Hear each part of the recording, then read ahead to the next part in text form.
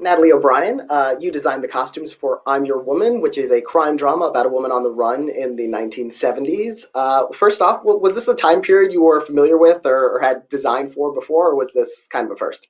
No, this was very new for me. This was tons of research, which I love to steep into. But no, I had done 18th century, 14th century, some 80s and 90s, and some other stuff, of course. But the 70s, I was so excited to be like, okay, let's get a new strength in here. Let's learn something new. And to have Jordan and Julia, of course, as your leader during all of this is really such a lovely, wonderful experience. And it's a fictional story, so like no real life characters to research, like specific references for. So it kind of meant, or did it kind of mean the sky was the limit in terms of, what you could do with these characters or where you could explore? Where does one even start that process? That's a really tricky one, to be honest, because you are building these characters from scratch. And of course, it's lots of like puzzling in the pieces with Julia. But we had one big thing that we were working all around of, and it was using as inspiration the movie Thief, James Caan, such a beautiful, wonderful story, and using that as kind of like your skeleton, your backbone of what you're going to create. And one of the major things that Julia wanted to do was to make sure that we're pulling references from the 50s and the 60s and also the 70s. And I asked her, I said, well, is there a particular timeline we want to stick to? And she said, no, enjoy it, get in there. And so that even makes it bigger than it should be. It's like, okay, 1977, make sure you know all of your stuff and go for it. But it's nice to have that freedom. And it actually makes a lot of sense because when you think about a movie set during a certain period, a lot of times you see it's like, okay, it's a movie set in 1975, and you'll see costumes that are just 1975, but in reality, people own things that they owned 5 years ago, 10 years ago, 20 years ago, sometimes.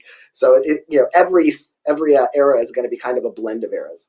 Exactly, and I think that that's really important too, because it gives it a very organic feeling, which the movie definitely has. It's not pretentious in a world where everything's kind of like fake and sparkly. It's sad. It's real. It's grim. you know. And one of the opening shot of the film, like I love how that really gives us kind of our first impression of the main character played by Rachel Brosnahan from a costume perspective. She's wearing this sort of like this silky robe and these big sunglasses in her yard. Like, since that's a really key establishing shot for her character, like what was it like kind of working on that particular look?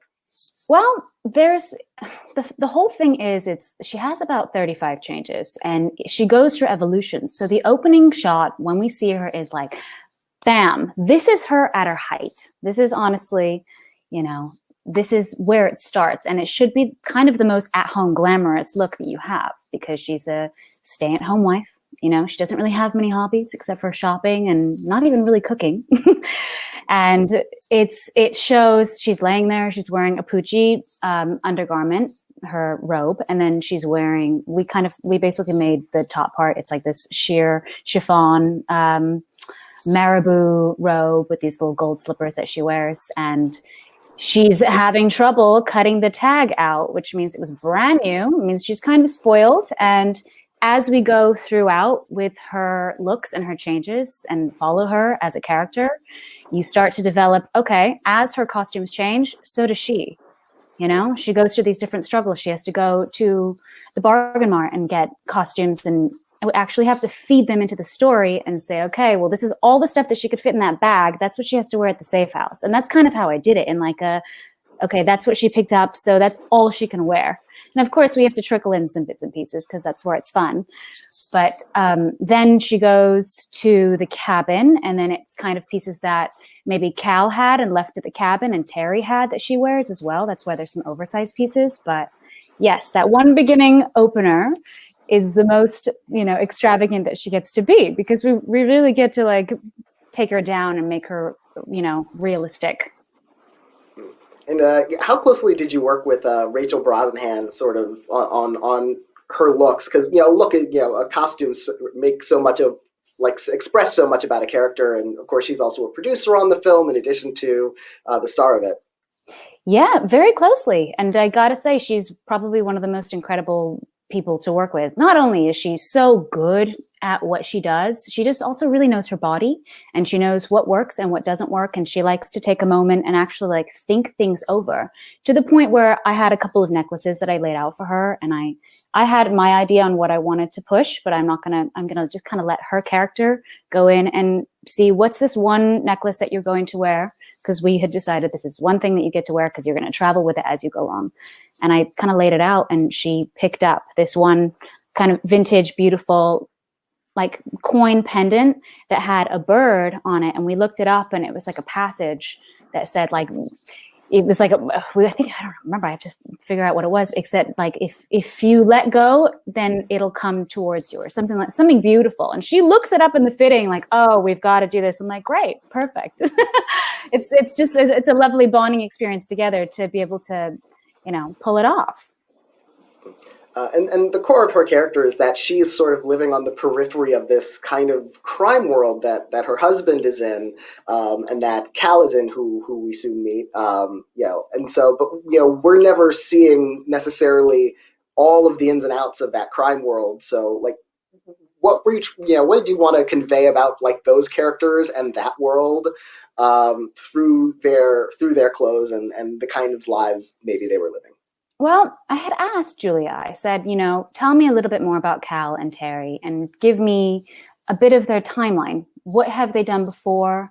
What did they used to do? Like, were they workers? Is it something that's like, is he in a suit? Is she more dressed up? Is he a school teacher? What is their past? And we came up with some stuff together. And also, like, Cal, when I first met him, Arinze, when he came into the fitting, he's ripped. Like, he has muscles all over his body. I'm like, oh God, we got to hide this, because it doesn't really work. It doesn't really work for Cal's character.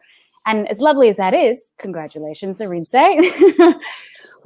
I had to put him in these, like, I had to put him in, turtlenecks and cable knit sweaters and not oversized, but nothing that was snug and tight except for the bottom half, because you kind of have to stay with the 70s world of tighter pants.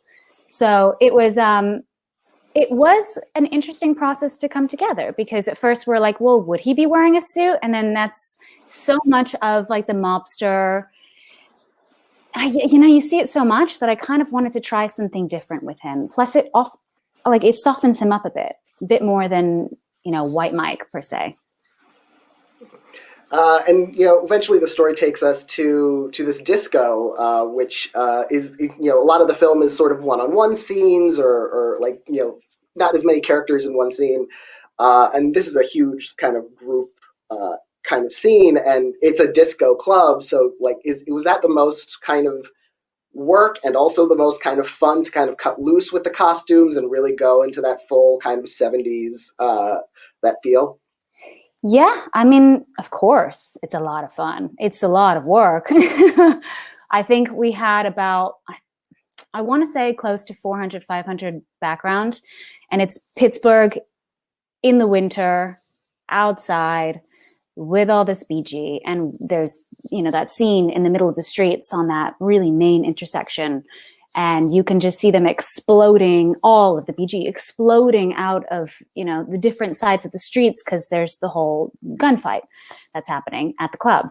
So not only, yes, we had to fit everyone for weeks and weeks and weeks. We basically started the process just from the beginning, and just were doing fittings every single day for them, which is normal. But then they're freezing cold because it's like 2 a.m. So then we have to jump over, and everyone's giving them all the blankets and keeping them huddled up together. And the amount of foot warmers and hand warmers we went through was unbelievable. But I think it turned out pretty well for the stuff that we could find, because for somehow, some way, Pittsburgh is like an incredible hub of 70s vintage. I think we purchased more 70s vintage than I would have ever imagined.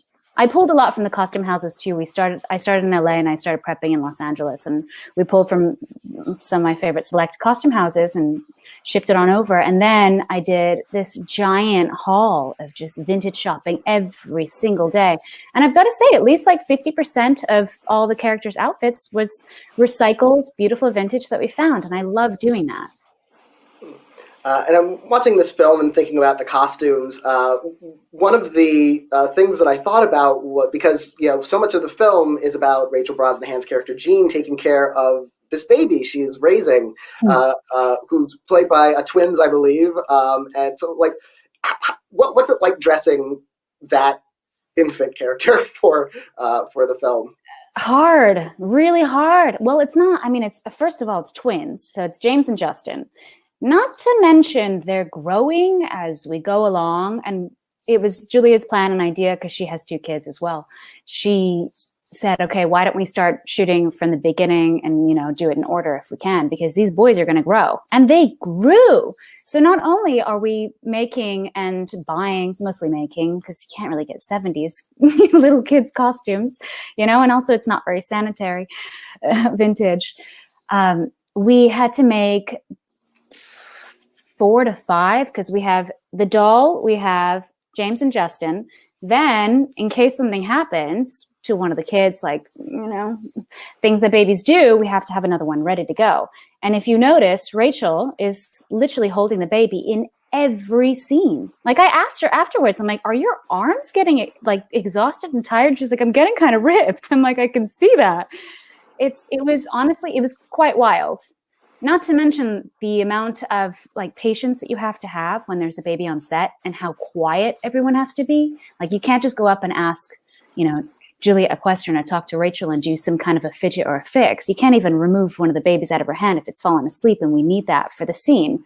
So it's a lot of interesting, intricate tiptoeing around the babies, which was like the centerpiece of the film. Yeah, by the end of the film, I can imagine that Rachel would have looked like a Rinze by the end. Just have to cover up her bulging biceps by the end. Thank God she got to the cabin at the end, because then we can just, we were doing all the sweaters and everything after that. I'm like, okay, so good.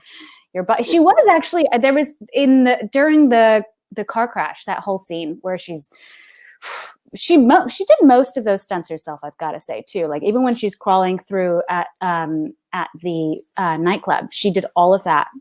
She's such a pro. We just, we did the jumpsuit and we put the pads on her, and she's wearing high heels. I asked her about it beforehand. I'm like, do you want to wear some flats? She's like, no, put me on high heels.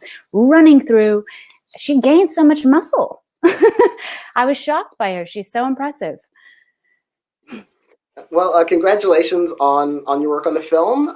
Thank you so much for talking with me today, and we will bring you back soon for our group discussion. Thank you so much.